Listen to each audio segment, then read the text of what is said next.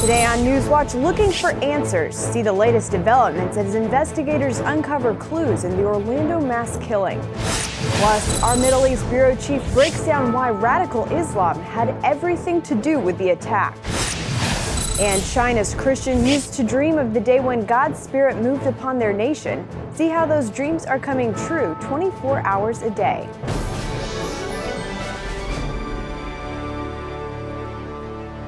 Thanks for joining us for CBN NewsWatch. I'm Caitlin Burke.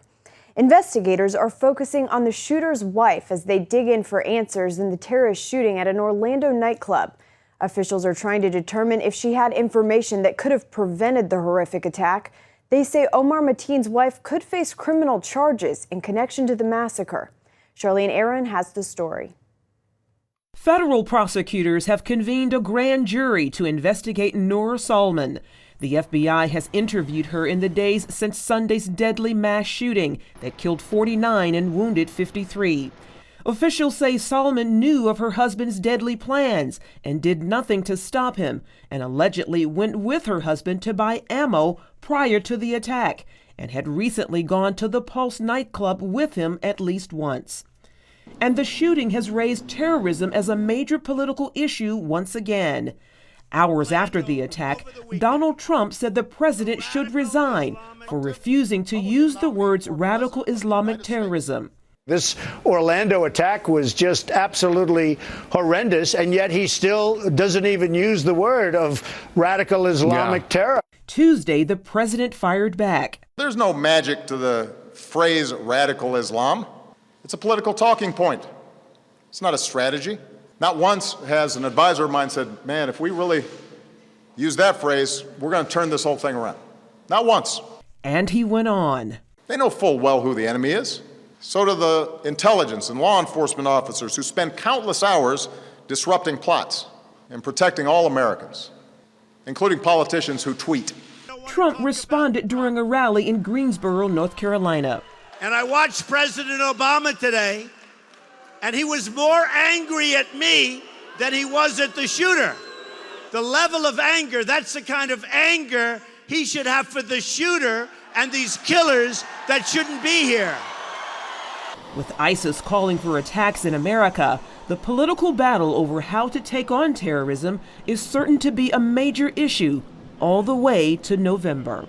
Charlene Aaron, CBN News. The Black community wing of Planned Parenthood Action is blaming the Orlando attack on, quote, toxic masculinity. The group also says Islam had nothing to do with it. Take a look at what Planned Parenthood tweeted. Hashtag Islam doesn't foment the violence alleged gunman Omar Mateen enacted. Toxic masculinity and a global culture of imperialist homophobia does. But there's plenty of evidence that radical Islam does call for violence and had everything to do with this terrorist attack. In fact, ISIS and other Islamic groups believe and teach that homosexuals are worthy of death. Chris Mitchell brings us that story from Jerusalem. Islamic experts say the attack on Orlando's Pulse nightclub was no accident. Islam teaches homosexuality is a crime that must be punished. There are many countries in the modern world of Islam, including Saudi Arabia, the Emirates, Brunei and others, in which homosexuality is illegal and it is punished by capital punishment. Both the Quran and the Hadith, the teachings of Muhammad, condemn homosexuality. In the Hadith it says, whoever you find committing the sins of the people of Lot, homosexuality, kill them, both the one who does it and the one to whom it is done. Sheikh Yusuf al-Qaradawi, one of Sunni Islam's top scholars, says there's a debate within Islam on the punishment, but no disagreement on the crime.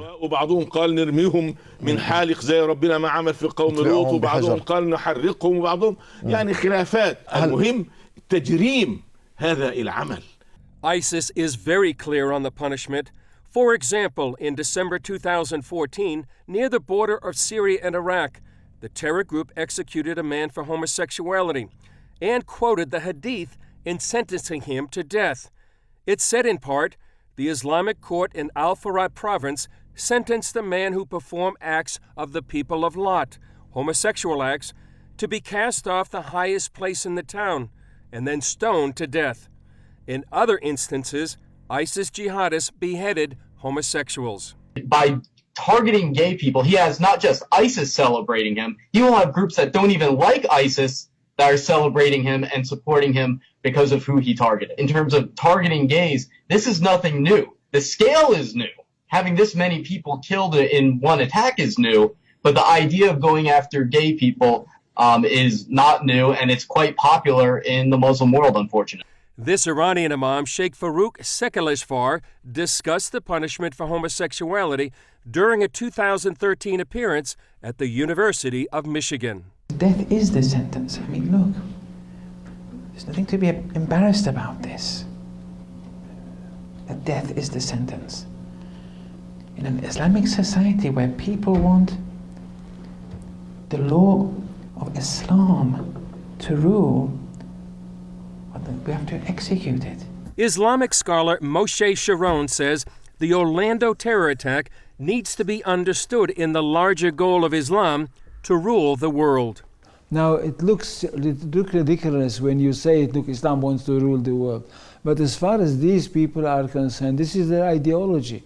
Now, if you can rule the world by attacking a gay club in one place and you can attack a restaurant in another place, so if you have done your job, that's exactly what you want to do. You put people into fear. And that's exactly what Islamic terror would like to do, is to create a situation whereby your life, the life of the normal person, is not normal anymore. Chris Mitchell, CBN News, Jerusalem. French officials have learned new information about a gunman who killed 2 police officers in Paris. A Muslim cleric told officials that Larosi Abala showed up at a neighborhood mosque just hours before he killed the police. The cleric mentioned that Abala, who rarely attended services, was found reading the Quran. He prayed so long at the mosque that they had to kick him out.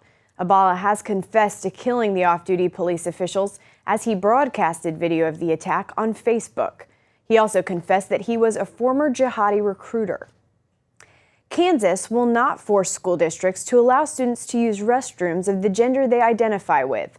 The State Board of Education voted unanimously to ignore the directive from the Obama administration. Instead, they're leaving the decision up to the individual school districts. The Obama administration has threatened to withhold federal aid from states that don't comply. That aid makes up about 10% of the Kansas education budget. Kansas is among the states suing the U.S. Departments of Justice and Education for issuing the bathroom decree. A judge has dismissed a charge against pro-life investigator David Daleiden. Daleiden released undercover videos of top Planned Parenthood officials discussing the sale of baby body parts. When the tapes went public, Daleiden was indicted for trying to buy fetal body parts from the abortion giant. But this week, a Texas judge dismissed that charge. Daleiden still faces a charge for using a fake driver's license while recording his undercover footage. But he said in a statement, Planned Parenthood can never erase the video admissions of their senior leadership, now captured forever on camera for all the world to see. A new study shows that the cost of Obamacare premiums is rising. The Kaiser Family Foundation found that popular low-cost medical plans are expected to rise sharply over the next year. Some of the lowest price plans will go up anywhere from 11% to a shocking 26% in some states. The impact of the changes depends on whether or not consumers get government subsidies for premiums, or if they're willing to switch healthcare plans to help balance out the increases. Coming up, it's an investment, not a handout. Find out why the United States is safer because of its partnership with Israel.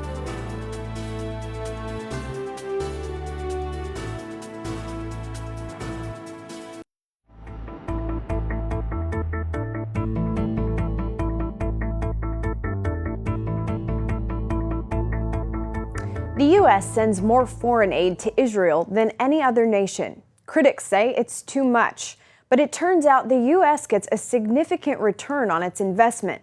Chris Mitchell brings us that story from Jerusalem. The U.S. currently sends about $3 billion each year to Israel. Some may argue Israel doesn't deserve those billions, but others contend it's America's best investment in foreign aid. One benefit? More U.S. jobs. By law, most of the military aid sent to Israel must be spent back in the U.S. with American defense contractors. That translates to tens of thousands of jobs. What's more, when Israel buys weapons like U.S. sophisticated fighter jets, they make their own improvements. For example, the General Dynamics plant manager asserts that Israeli improvements save the manufacturer 10 to 20 years of research and development. He estimated that led to more than 700 modifications to the current F-16, valued at a mega-billion-dollar bonanza to the manufacturer. Another benefit? Intelligence. General George Keegan, the former chief of U.S. Air Force Intelligence, said Israel provided intelligence on the Air Force capabilities, new weapons, electronics, and jamming devices of mutual U.S.-Israel adversaries. He stated, "I could not have procured the intelligence with 5 CIAs." Israel also provides U.S. Special Operation teams with invaluable experience and training before they head to war zones in the Middle East. And perhaps the biggest U.S. benefit is strengthening its #1 Middle East ally at a time when both are on the front lines of the war against Islamic terror. Chris Mitchell, CBN News, Jerusalem. For more on Israel's positive impact on the U.S. and the world, Lori Johnson spoke with Ambassador Yoram Ettinger. He's an advisor to the Israeli Knesset and a former liaison to the U.S. Congress. Lori asked how Israel became such a prominent player in technology and development. This is an outcome of adversity. When you're faced with adversity, you have two options, to give in and eventually disappear, or to defy and therefore leverage adversity as a podium for enhancement. For instance, back in 1948, when we were established, we had much more natural waterfall than we have today, but the population today is 11 times higher than it was then. However, we now have all-time high water reserves. We managed to develop technologies, desalination, and most recently, recycling of sewage. 75% of our agriculture is based on recycled sewage. And the recycled sewage, based on European inspectors, also meets drinking standards. And some doctors suggest that the recycled sewage is healthier to human beings because of the minerals which we insert. But that's only one of the examples. We receive from the US hundreds of military systems. Each such system we use on the battleground every single day. Operation, maintenance, and repairs. We learn lessons. The lessons are shared with the Americans. As a result, it enhances dramatically the quality of American products, which is good for America. It's also good for Israel. Well, the United States contributes about $3 billion in foreign aid to Israel, but you don't really see it that way. You see it more as an investment. Oh, absolutely. Because if you look at that $3.1 billion and its impact on the American market, you find out that as a result of a stronger Israel, U.S. is spared of the need, for instance, to send to the Middle East few more military divisions, is spared of the need to send to the Mediterranean and the Indian Ocean few more U.S. aircraft carriers. That would have cost the U.S. some $15 to $20 billion every single year. The $3.1 billion annual so-called foreign aid spares the U.S. that need. Back in 1980, we bombed the Iraqi nuclear reactor. In 1991, when the U.S. fought Iraq, then Secretary of Defense Dick Cheney said, "Thank you, Israel, for bombing the Iraqi nuclear reactor in 1981, which spared the U.S. a nuclear confrontation in 1991. How many dollars is that worth? Well, there have been some bumps in the road in terms of United States and Israeli relations. How do you see the future of relations between the two countries? Are you optimistic? vary.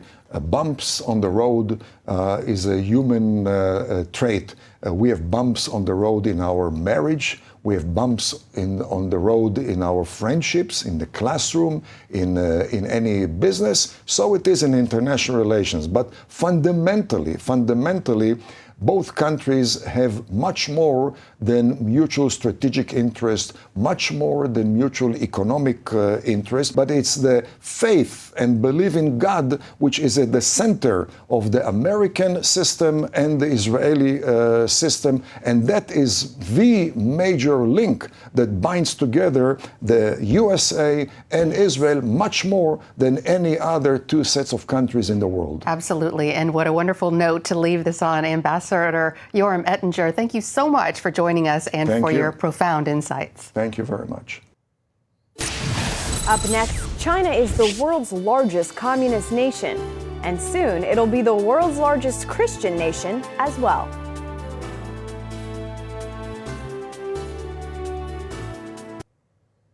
"24 hours a day, 7 days a week, thousands of Christians meet in a corner of Northeast China for an unprecedented prayer movement.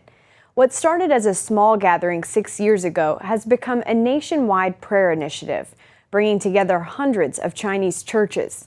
Television cameras have never been allowed to film the prayer services, but our George Thomas got exclusive access, and he brings us that story from China. For years, the Chinese government tried to snuff out Christianity. In the late 1940s, some 500,000 Chinese Christians were killed because of their faith. Now, decades later, in what is officially still an atheist nation, Christianity is now the fastest growing religion. We had a dream that someday we would build a church focused on prayer for China and the world. Ha Bining and her husband Fang Kai are witnesses to this profound move of God across China. In 2000, the Christian couple had a dream to turn this piece of land in a corner of northeast China into a place of prayer. My tears fell like the rain, and I started praying. God gave us a vision to help bring churches across China together for non-stop prayer. 9 years later, with construction on the property almost complete, the couple sent out email and text messages to friends and pastors, inviting them for a prayer meeting. We didn't know who would show up or how many. I was praying that at least people from 7 churches would show up. To my absolute amazement, 70 churches joined us that day. This is home video of that first prayer meeting.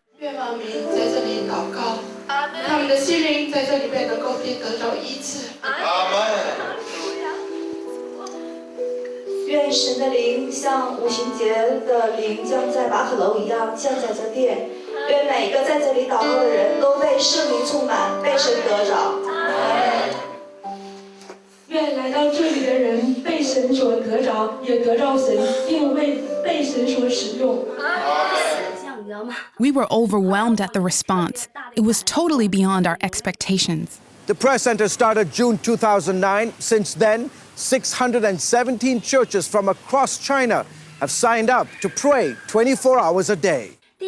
We have 3 main objectives. First, that this will be a place where people can make peace with each other.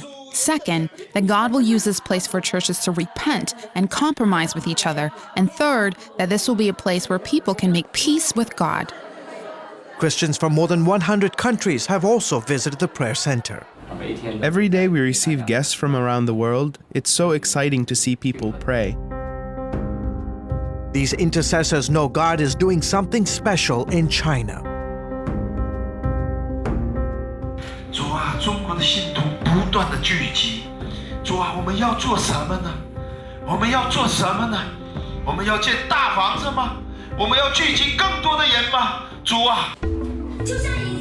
When the communists took power in the 1940s, there were roughly 4 million Christians in China. Today, well over 100 million are followers of Jesus Christ. And if current growth rates remain, experts say in less than 2 decades, China will become the world's most populous Christian nation. In return, Fang Kai says God will use China to be a blessing to the nations.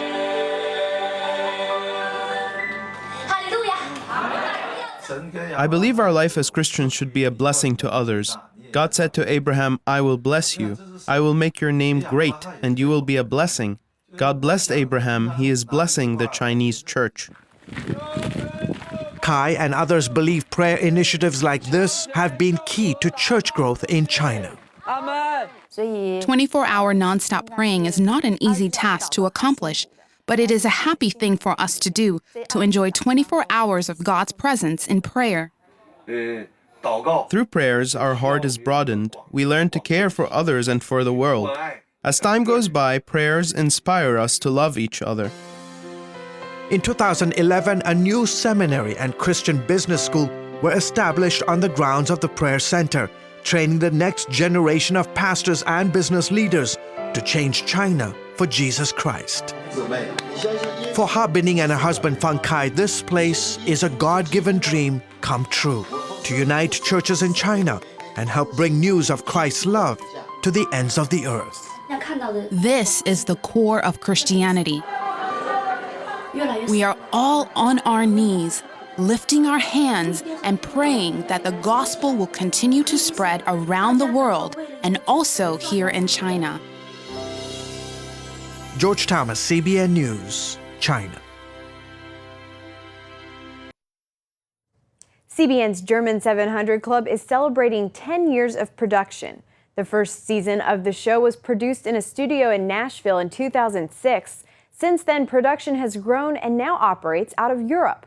German-speaking audiences across Germany, Switzerland, and Austria are now being introduced to the powerful and life-changing stories. The German 700 Club airs on Bible TV, Germany's largest Christian TV station, with a potential viewership of 37 million households. You can find out more about what CBN is doing around the world by logging on to cbn.com/international. That's it for now on CBN NewsWatch. You can find more of our exclusive coverage of the issues you care about most at cbnnews.com. And tell us what you think about the stories you've seen here. You can do that on Facebook or Twitter. We hope you'll join us next time. Have a great day.